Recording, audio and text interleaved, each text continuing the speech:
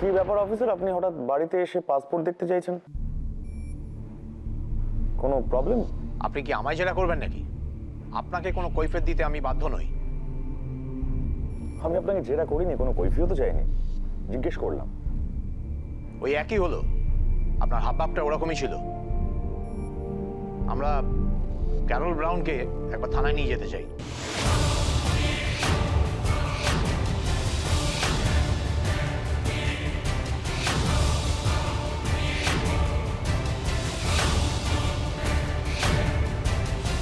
ওনাকে কিছু জিজ্ঞাসাবাদ করার আছে, তারপরে আমরা ঠিক করব উনি আদৌ এদেশে থাকতে পারবেন কি পারবেন না। কি দারুণ ব্যাপার গো!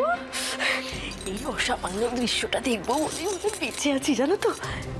তবে যাই বলো, রাঘব লুনিয়া কিন্তু জব্বর পুলিশ পাঠিয়েছে, এসেই বলছে তুলে নিয়ে যাবে, একেবারে দূর করে দেবে দেশ থেকে।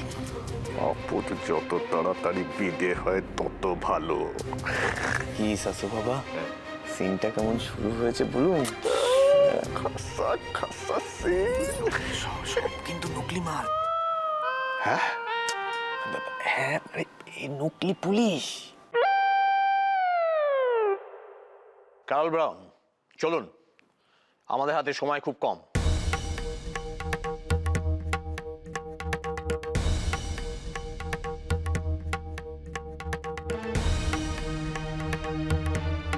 কিন্তু কি কারণে ওনার পাসপোর্ট দেখতে চাইছেন সেটা তো বলতে হবে আমায়। দেখুন, আমাদের কাছে গোপন সূত্রে খবর আছে যে ওনার এই দেশে থাকার বৈধ কোনো ডকুমেন্টস নেই।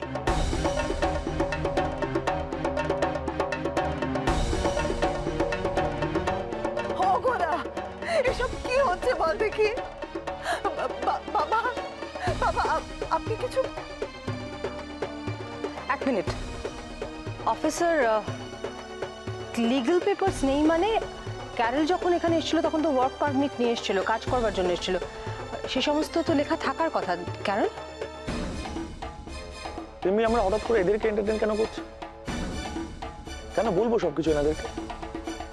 অফিসার, আপনি কোথা থেকে কি খবর পেয়েছেন আমি জানি না, একজনের নামে হঠাৎ করে চার্জ দিচ্ছেন, সেটা তো হতে পারে না। একদম ঠিক। আর আপনারা ভালো করে খোঁজ খবর না নিয়ে চলে এলেন, এটা কি হয় নাকি?